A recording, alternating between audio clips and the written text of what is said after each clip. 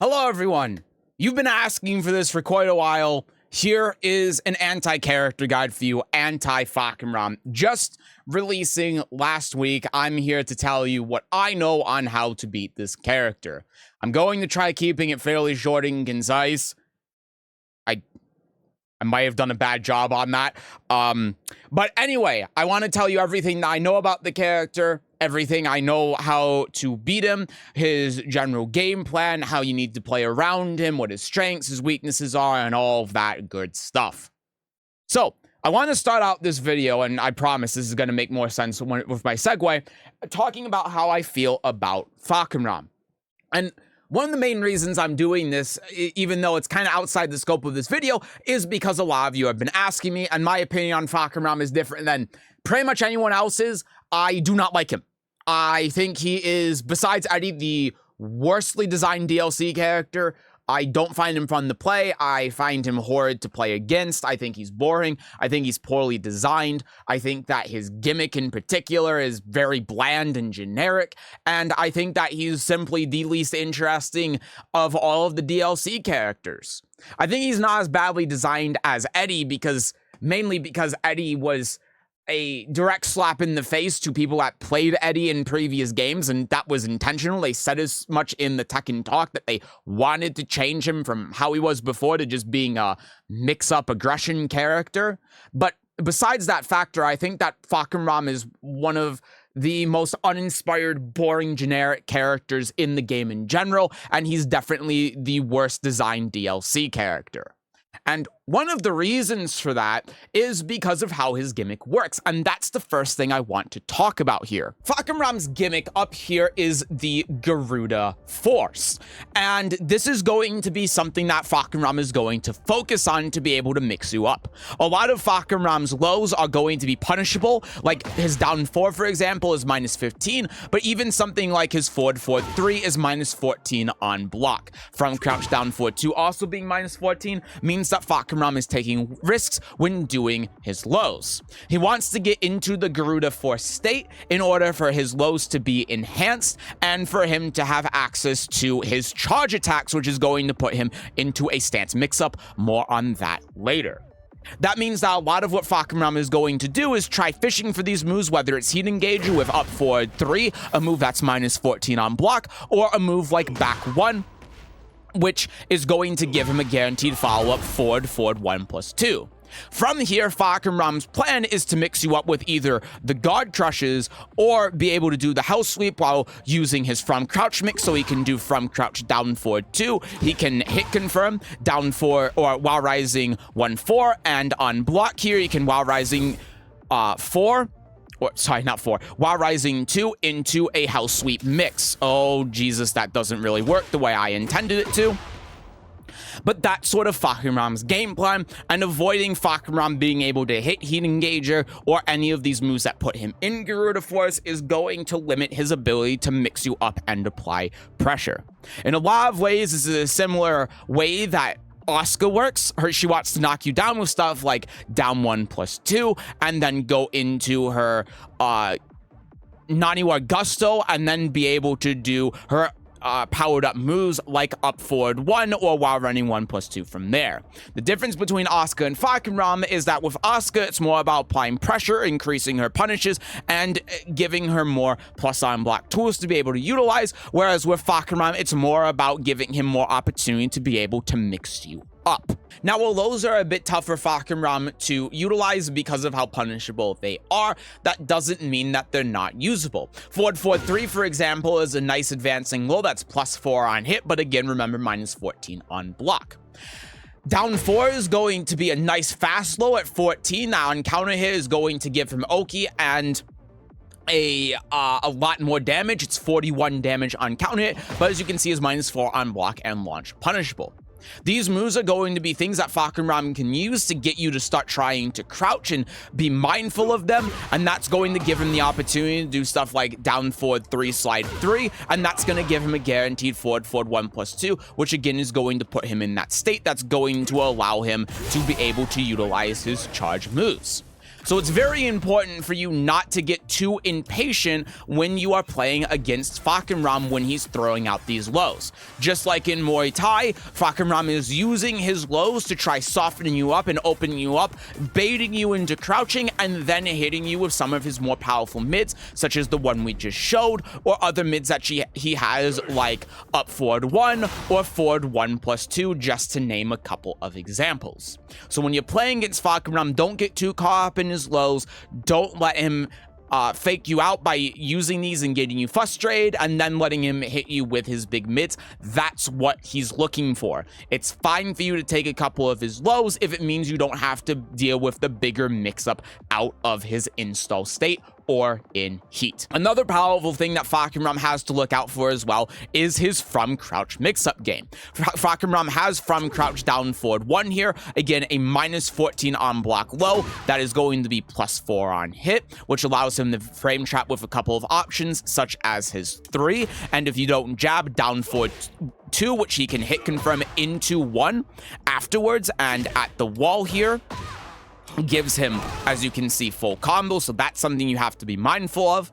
But then on top of that, Fahkumram also is able to complement his from crouch game, not only with his plus on block orbital, that on hit gives him forward 1+2 guaranteed, also by the way -6 or +6 on block, but he can also hit confirm while rising to 1. As you can see, there's a ton of time to be able to actually hit confirm this second hit, maybe not quite that much time, but there is enough time for you to be able to hit confirm this. At the wall, of course, this gives full combo, and it gives him heat engager afterwards.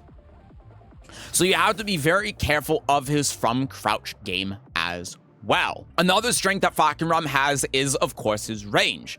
I think it's no secret at this point, but Fahkumram has some really great whiff punishes. One of them that you might have heard of is up forward 3, which, as you can see, is hitting from Pluto. But he also has access to a move that I don't see people talking about as much, up forward 4. Which, as you can see, is basically a full screen launcher.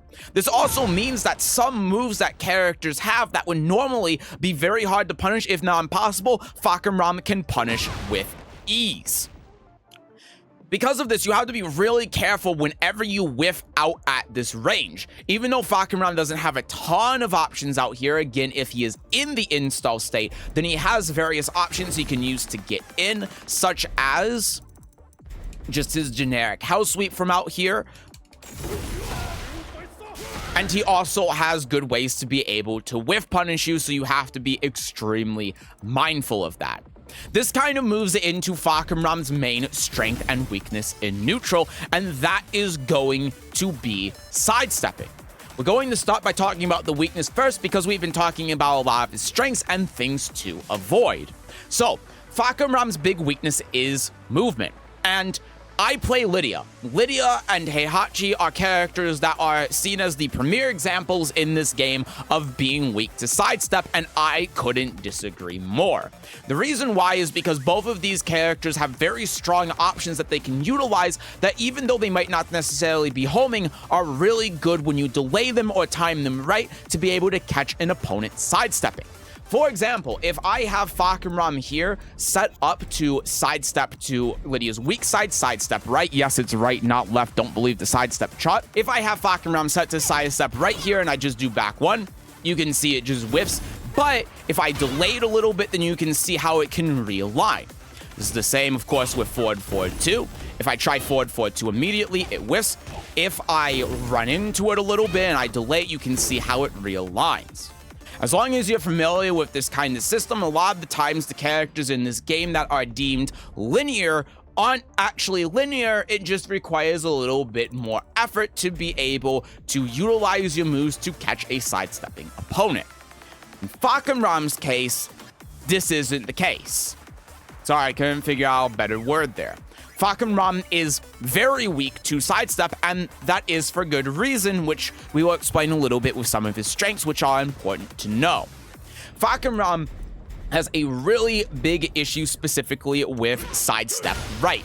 So if I do the big jet kick here, back forward 4, you can see sidestep right beats it pretty cleanly. On top of that, if I do any of Fahkumram's major moves or pokes, like if I use back 1, for instance, that's also going to lose here to... Oh, Jesus. There we go. That's also going to lose to sidestep right, I guess, just not within Fahkumram's jab range. If I do Fahkumram's 3, for example, this is also going to lose to sidestep right. And just about every move that Fahkumram does, besides a lot of his lows, are going to lose to sidestep right. And if Fahkumram does the lows, those also lose to sidestep left. Again, if I could actually do it properly. There we go. Now, the problem with sidestepping left, of course, is that jet kick is going to track to sidestep left, but this is Fahkumram's only way of being able to track sidestep left. But besides that, Fahkumram does a lot of his other moves, like down forward 2, for example. These just lose straight up to sidestep right. The options that Fahkumram has to be able to deal with this are 3+4, down forward 1, and his lows. That's pretty much it. And his down forward 1 is actually quite a good move. Down forward 1-4 is a heat engager, and his lows, of course, we've talked about those before, are nice little tools to be able to harass you. I should probably turn them off rage here, my bad for that. But at the end of the day, aren't going to be that threatening, and of course, if you get a good sidestep, then Fahkumram is going to be blown up for it. So sidestepping right, and duck even sometimes is going to be a really good option to be able to beat Fahkumram in neutral. If you're combining that with long range, you're dash blocking well, trying to bait something out of him, trying to bait out his, like, 3 from long range, for example, and then whiff punishing that, you're going to be in good shape. Dashing up and sidestep right might also be a pretty good option, because if Fahkumram does something like this to try keeping you out and you got a good read on it, then you can sidestep right as you're approaching and then be able to shut down the keep out and then launch punish him for it. This is made up, though, in a lot of Fahkumram's strengths in defense. Because Fahkumram has such a bad time against the sidestepping opponent, they've intentionally made up for that by giving him a lot of really strong defensive tools. We've already talked about his long-range tools to be able to whiff punish, but he also has other good defensive tools on the table. For one, he has a punch and parry, or a punch parry and a kick parry. Both of them have the same animation, but the kick parry is going to give Fahkumram a guaranteed follow-up that wall splats. The punch parry is going to put him in his install state. Both of these parries, though, stop at frame 5, which means there are a lot of situations where you can just blow through the parry, so know what options you have that beat 5-frame parries. On top of that, Fahkumram also has access to a mid-power crush, which will give him his install on top of having a high-power crush that is on an up input, meaning he is one of the few characters in the game that can actually do power crush from crouch. So if I have Lydia here, as an example, set up to do Wolf 4, which is going to put Fahkumram in crouch, and now Wolf 4 has been nerfed. Power Crush, of course, beats my big counter hit mids. If I do down forward 2 here, for example, Fahkumram is actually able to Power Crush through that. Not many characters in the game have this defensive option, and it's very important for you to know when you do any of your moves that are plus and force the opponent into crouch. Now, because Fahkumram has all of these good defensive options, it's important for you to play good neutral. If you're being way too obvious with your offense, if you're flowcharting your offense, if you're not being cautious with your approach, then a good Fahkumram player is going to very easily blow you up. What Fahkumram doesn't have for sidestepping, he makes up in his ability to be able to parry attacks and to be able to power crush, on top of having very fast counter hit moves like his down 4, for instance, a 14-frame counter hitting low that nets him 41 damage and Oki. One more thing that Fahkumram has as well is his ability to do a power crush parry while in Garuda Force.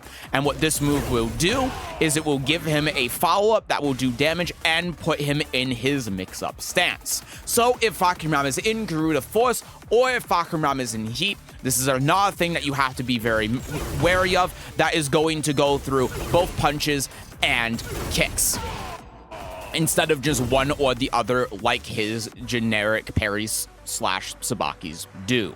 So with all of these things in mind, there are a couple of ways you have to think about Fahkumram when approaching him in neutral. Do not whiff in neutral is rule number 1. Because he has a 14 frame heat engager from long range, even out here, that means that if you whiff anything, then a good Fahkumram player with good neutral play is going to blow you up for it. If they don't have the timing to be able to do back forward 4, then an easy up forward 3 is going to put him in heat, and now you're going to have to deal with Fahkumram in his powered up heat mode, which is what he's trying to achieve. That is his core game plan. If you're being too obvious in your offense, then his parries and his power crush are also going to blow you up, and you have to be wary at every step that you approach him. So, when you're approaching Fahkumram in neutral, making sure that you're step guarding, you're avoiding his good keep out options like his 3, and you're making sure you sidestep right in your approach to keep his options unsafe, are all going to be key in stopping you from getting blown up in the neutral game in your approach. Another important thing to note, though, is another one of Fahkumram's weaknesses, which is movement. One thing I've said about Fahkumram, which you can find, by the way, on my second channel, at Sesujin Hammer, where I first react to Fahkumram and where I got him to Tekken King on day 1, is that the mirror Fahkumram versus Fahkumram is horrid because you both basically do not have access to defense, and it is just buttons, buttons, buttons. Whoever gets the plus frames first essentially wins in the mirror, and it's just a contest of who can hit buttons the fastest. This is because Fahkumram's sidestep is very bad. Fahkumram is a big body character that has bad sidestepping. I can tell you, playing him versus Lydia, it is a world of difference playing these two characters because Fahkumram's sidestep feels so unreliable and non-existent. This means that when you're playing against Fahkumram, you don't have to necessarily rely on homing moves to actually be able to shut down his sidestep. When Fahkumram is playing against Mishimas, for example, from what I'm told, he can sidestep electric and house sweep, but it's basically a frame-perfect input. If Fahkumram isn't exactly correct in his timing sidestepping those moves, then he's gonna get hit by them anyway. Which means some of your high tracking but not necessarily homing moves that you would normally use on, say, bears, are probably going to work quite well on Fahkumram. That's another thing you can take advantage of too when you have won the approach and you've won the neutral game and you are pressuring him, is that you don't have to rely so much on your homing moves to keep his sidestep in check. Good timing and understanding what moves have good tracking to what sidestep are going to be key in stopping Fahkumram from being able to regain control of the momentum. Now, when it comes to punishment on Fahkumram, generically speaking, Fahkumram is either -12 or -14. If you block a move and it's punishable, then a lot of the time you're just going to go for your 12-frame punish. Really good rule of thumb to remember. Couple of things that you see Fahkumram stirring out a lot is his back 1. This move on block is -13 on block. Again, if you just do 12-frame punish to keep it easier on yourself, then that's going to punish this move and stop Fahkumram from just doing this for free to fish for his install state. Some other moves you see Fahkumram's doing a lot as well. Down forward 1-2, again -13, just do -12 and you'll be good there. Down forward 1-4 is going to be a high, actually, even though it looks like a mid, so you can duck under this and then launch punish him for it. On top of that, this mix-up is actually reactable, the mid being 27 frames and the high being 25. This is a very important concept to remember, is that you want to, after his down forward 1, duck, and then try reacting to the mid. I will attempt to demonstrate this, but I haven't practiced this too much, so I might screw up a couple of times. It's a little bit late on that one. There we go. There we go. There we go. There we go. There we go. And there we go. So you can see that you can kind of fuzzy guard / react to the mid. I know I said mid in the beginning and you can react to it, but I was fuzzy guarding there because frankly I was being lazy about it. But still, being able to fuzzy guard after the down forward 1 is super important to not just letting him throw out that heat engager completely for free. besides that, let's talk a little bit about his lows. We've discussed this before, but generically, his lows are -14, -15. So his front crouch down forward 2, this one is going to be -14 on block. Forward 3 is going to be -14 on block. Down 4, which you'll know because it's -4 on hit, the 14 frame one, -15 on block. And the one that's -13 on block is down forward 3. Now, differentiating between these two moves is frankly really difficult. And that's why I would say if you're not too familiar with this matchup, it's important to know that one's -14, one's -13, but just to reduce the mental stack a little bit, just assume both of them are -13.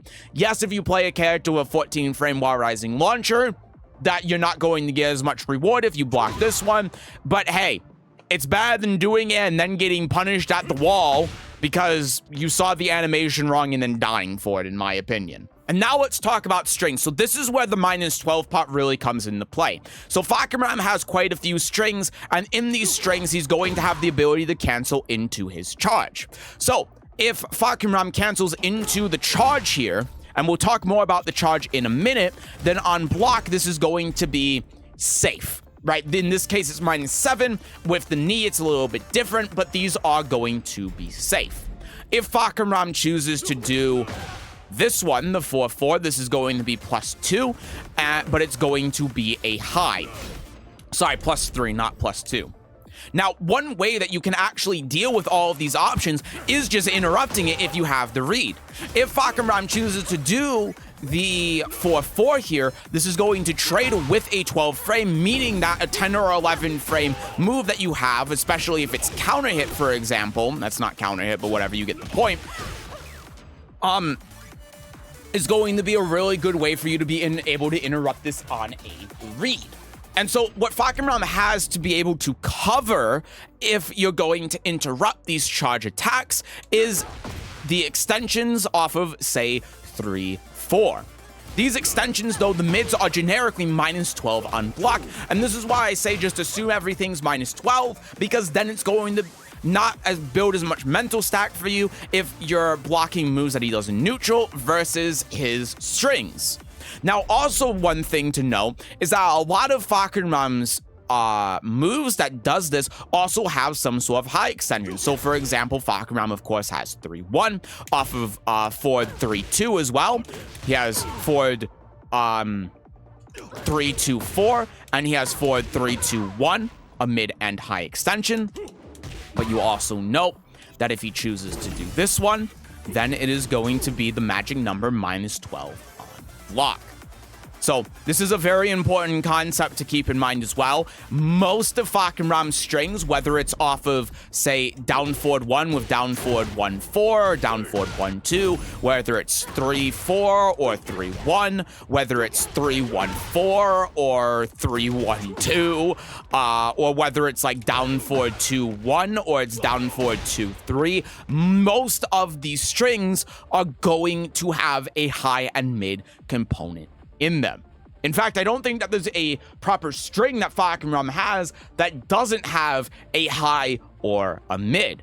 So just keep in mind that when he does these strings, they're all going to have highs that you can duck, and if you block the mids, then they're going to be -12 on block. Also, one thing important to know, even though it's kind of in the middle of the video, I just forgot to mention, is that yes, his down forward 2-4, -13 on block. Now, let's finally talk about the age-old question, the God breaks. So, if Fahkumram chooses to do the God break attack here, important to know, you can launch him on a read. Yes, you have enough time to be able to launch Fahkumram if you have a read that he is going to do the charged input. All right, As we mentioned, Shut up.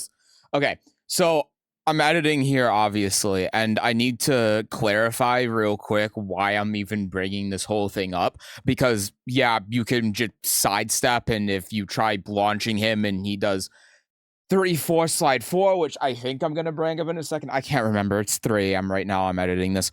The point is that you can take your turn if he just does the 3, right? So a lot of the time, Fahkumram is just going to, like, do the 3 attack, and he might not like do the charge attack, and it's important to know that you have so much time to be able to launch him. So like if you play a character that has a safe down forward to, like if you're playing Elisa, for example, then that's going to launch him if he chooses to do the charge attack. And on top of that, if he just does the 3, he's -9, so you can use that for your turn as well. If you're like playing Lydia, for example, or hell, if you're playing Fahkumram, probably a better example, and you want to do a low, right? Down 4, 14 frame move, you can use that for your turn. And if he chooses to charge the big kick for the guard break, that's also going to counter hit him if he does that. So it's just allowing you to be able to simultaneously take your turn with these moves that are maybe a little bit longer, while also counter hitting Fahkumram out of doing the 4 slide 3 attack, the guard break attack. So that's kind of what I'm trying to get at here. It's important for more parts of this video when I bring it up, so that's sort of the main reason why. Anyway, zoom back into the video. Zoom in. Zoom back in. Yes, good. Okay, we're back. Previously, though, if Fahkumram has a read that you're going to try interrupting, then he can do something like 3-4 as an example. And if you try interrupting this, then he gets forward 1+2 guaranteed afterwards, and then that leads to the whole thing we were talking about at the beginning of the video. So that's something to keep in mind. But if you are launch punishing Fahkumram for doing this, then he has to be wary of that, and because of that, it's going to cause him to do things that might get him punished more often. Another thing as well about these, as you can see, if I try sidestepping here, that I don't get that knockdown, at least off of the 3 here. And you can see if he does, and you can see if he does the mid off of forward 3-2, it's the same thing. However, you can see that if Fahkumram actually does the high here, then this is going to knock you down and wall splat you. So when Fahkumram is at the wall and does this string, this is going to be something that you have to be careful of. So depending on the situation, generally speaking, if your back's to the wall, then sidestepping for the charge attack is going to be a little bit more tricky than if you don't sidestep. But remember, if you have the read that he's initially going to charge, hop kick is going to be a good option. And if you think that he might do the 4 as well to cover it, then 12 frame hit interrupt is going to beat everything and give you a lot of reward. Now, really the last thing to talk about here with Fahkumram is going to be his charge attacks. So the charge attacks, of course, are really scary because it puts Fahkumram into this mix-up state, which we'll talk about after this. But this feels like a really difficult situation to play around. Of course, if you try power crushing, it's going to actually go through your power crush and give him full launcher. You can try sidestepping, but again, sidestep can be a little bit risky depending on the situation, especially because he has various options to be able to shut that down, including something like the 4-4, and that's going to be even scarier at the wall. So what you can do is you can either preemptively think that he's going to go in here and you can hop kick him, or you can jab him, or and really, in my opinion, I think the best thing to do if he's going for the 4 slide 4 or the 4 slide 3 is just 12 frame interrupt to shut that down. But the funny thing is about this move is that you can actually react to the charge. So I have Fahkumram set up here to do the fully charged 4 slide 3 and just do 3-4, and as you'll see, I can interrupt this on reaction. See that? I practice this quite a bit, but this is very reactable, and I have been able to react to this online. It does take a little bit of time, but with enough time, yes, in a real world situation, sorry, I just did hot kick there because I'm talking, but in a real world situation, you can fairly easily and reliably jab interrupt the charge attack on reaction. What this means for the Fahkumram player then is that he's going to have to start doing the uncharged version of this to be able to beat your reaction to the actual charge attack. And if he starts doing that, then again, you get some knockdown, he gets forward 1+2 guaranteed. But as we said before, if you have a read, he's going to do that in the first place, and you can just hop kick him and you can just sidestep him. And that's what makes doing that so important. is it stops Fahkumram from being able to just mix up between the charge attack and non-charge attack while he's in stance. And it means that he's going to have to use other options, and he has to think a little bit more before he just says, I'm in the install, so let me do the stance mix. So very important for you to react to the charging and interrupt it with a move. A lot of Fahkumram players, I'm sure as well, aren't going to really respond to that well and just say, he's mashing. And if they're doing that, then you're also winning the mental game, so good on you for that. So, in short, when it comes to Fahkumram strings and charge attacks, which I almost said was stance mix-ups because it's in a lot of ways the same thing. In fact, I would say it's effectively exactly the same thing. Fahkumram has mids and highs that are out of the strings. The mids are -12, the highs, of course, are highs. When Fahkumram's doing the charge attack, whether he does 4 slide 4, the homing high, that's going to be interruptible with a 11 or 10 frame move. And if Fahkumram does the fully charge attack, then that's going to be interruptible with a launcher. Another thing I should probably talk about as well is that if you have a good high crushing low that you can utilize that is not 18 frames, but is like 16 or faster, so I'm using down back 3 as an example, then that's also a non-move that you could potentially use to be able to stop Fahkumram from utilizing both options. Think of Anna's down 4-2 as an example of this. If Fahkumram is in install and he's committing to the charge, then you can react to it. I think you can react to it with a launcher, but I'd say especially online, the most reliable thing is to just stick with a 10 frame move to be able to react and interrupt it. And if you know that Fahkumram is going to alternate between the uncharged and charged version, then you can just launch him for doing it. And now we get to the last part of the video, Fahkumram's stance mix-up. Now, as we've demonstrated throughout this video, there are a lot of ways to be able to avoid this, but that doesn't mean that you are going to always avoid it. With Fahkumram having 1+2, a 5 frame parry that puts him in stance, on top of having things like his charge attacks, there are going to be times where you have to deal with this, and it's very important to talk about it. So, Fahkumram is going to have a couple of options out of this stance. He's going to have a mid-high that jails us -9 on block. He's going to have a mid that is -1, and you cannot power crush through it. Very important to know. A lot of the time with these stance mix-ups, all of the mids and highs the opponent does afterwards, you can power crush out of. In Fahkumram's case, that's not the case. One is designed to beat power crush. He has a low that's -13 on block and balcony breaks on normal hit, and he has a grab that breaks the floor. Now, one really important thing to know specifically about the grab is not only is the grab reactable, but even regardless of that, you can actually backdash out of it afterwards.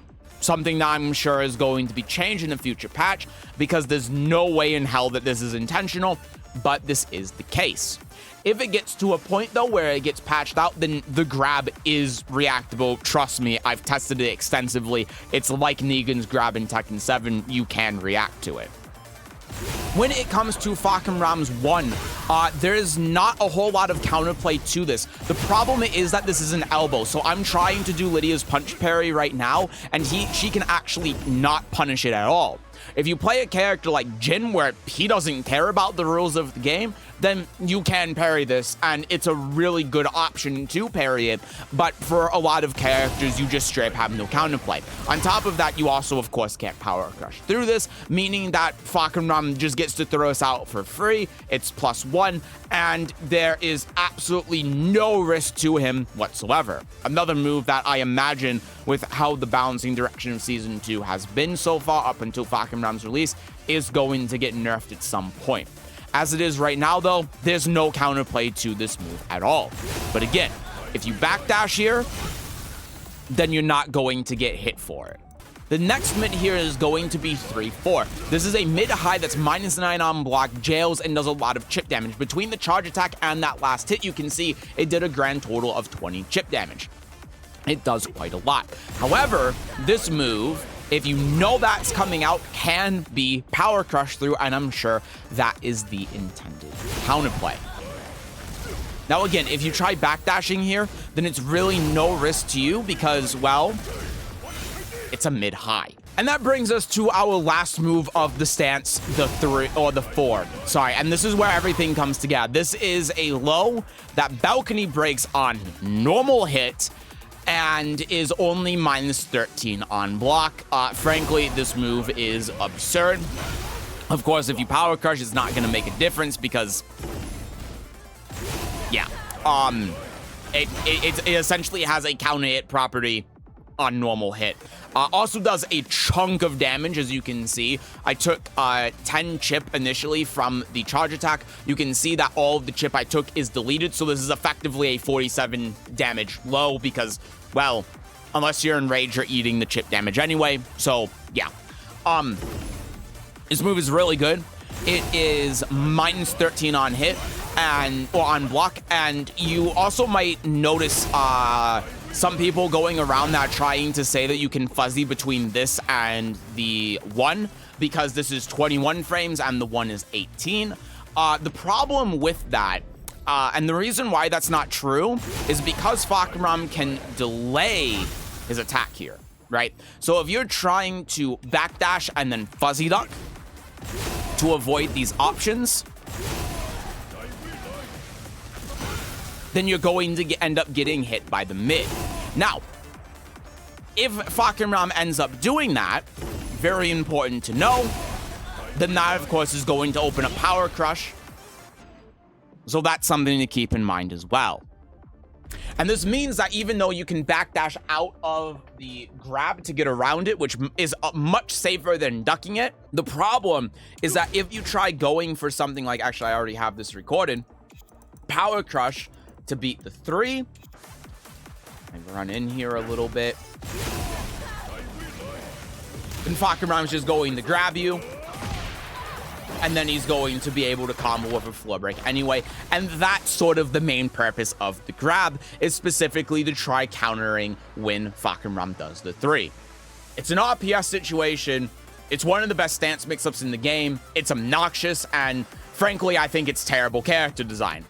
How people defend this, but then get mad at a character like Lydia when you can just sidestep right block and defeat the entire mix-up, I will never understand, but I don't really understand Tekken players in general, to be honest.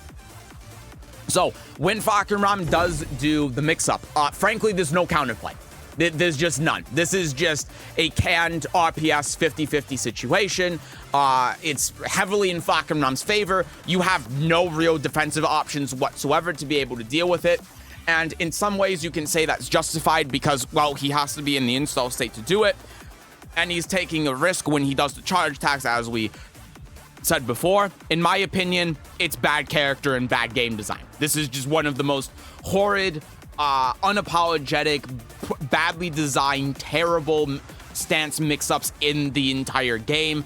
It's not fun to do. It's not fun to play against. And it's part of the reason why I think this character is a colossal piece of shit, and I don't understand why people are praising him. He is like all of the worst things of Tekken 8 design and balance combined into one character, and I hate him. But, in summary, if you think he's going to do the 3-4, power crush through it. If you think he's gonna do the low, lock it and hope. If you think he's going to do the grab, just backdash so that way you don't have to bother reacting to it and you're still blocking the mids. If you think he's going to do the 1, well, there's no counterplay. So you just eat it. You just block it, you just eat it, and then you have to deal with Fahkumram when you're -1. So good luck. Oh, no, there's one more move that I forgot to talk about.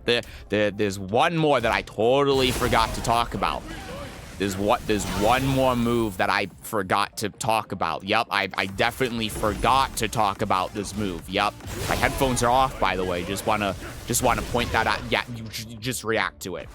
Just literally react. The 2 is not a move that just react to it. Again, part of the reason I'm saying that Fahkumram is just like all of the bad balancing and gameplay design decisions all piled into one character.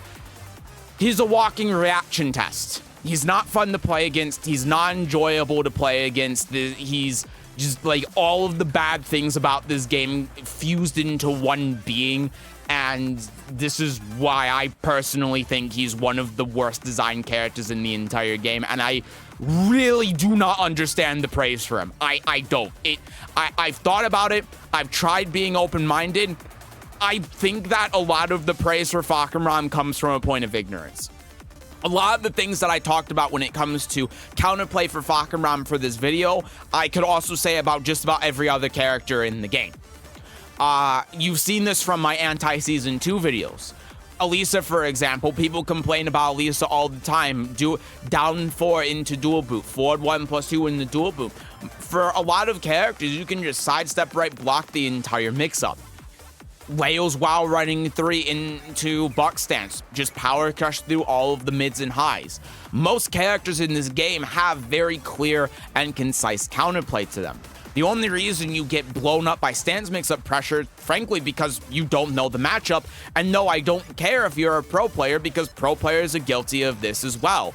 Ask me how I know. I've played against them. So when we talk about Fahkumram being well-balanced and a good character because he has clear, concise counterplay and all of this stuff, frankly, I think it's bullshit. And I think it speaks volumes to how little Tekken players actually know about this game at all levels. Not just beginner and intermediate level, but even high-level players, content creators, pro players.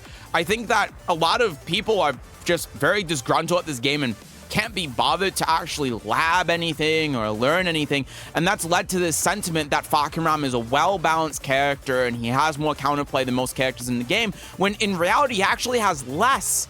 And that's intentional. Things like back forward 4 being able to break power crush, his power crush moves, his parries, and all of this other stuff is intentionally designed to be this way. It makes me really scratch my head at a lot of the sentiment that players, content creators, and even pros have at Fahkumram's implementation in the game.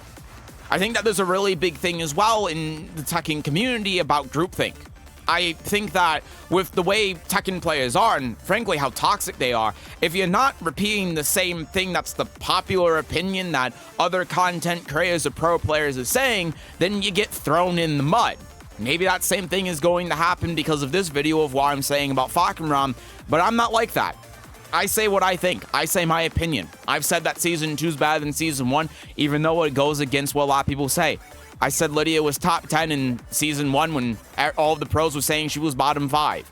And here I'm going to say that Fahkumram is one of the worst examples of Tekken character design in the entire game. And that's not to say that people are wrong. I can see how people are going to have fun with this character. Maybe you're not going to find him as frustrating to fight against. But for me, I don't like him. And regardless of all of that, though, at the end of the day, there are two things that are important. One, you have fun with the game. So regardless of what I think and what I say, if you have fun playing against the character, if you have fun playing the character, that's great. And I hope that this video has helped you out.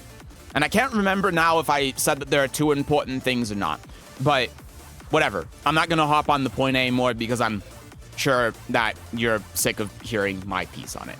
But anyway, that's going to do it for this video on anti-Fahkumram. I hope that this video helped you out. And I'm sorry that I have a different opinion than most players, I guess.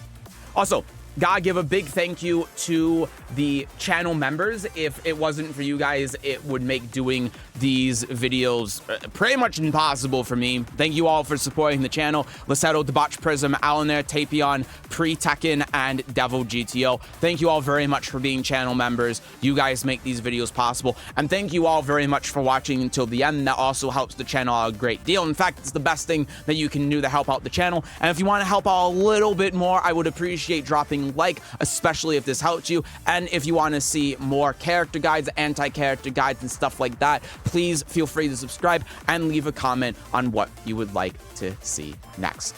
Anyway, that's it from me. I hope you all have a great rest of your day. Bye-bye.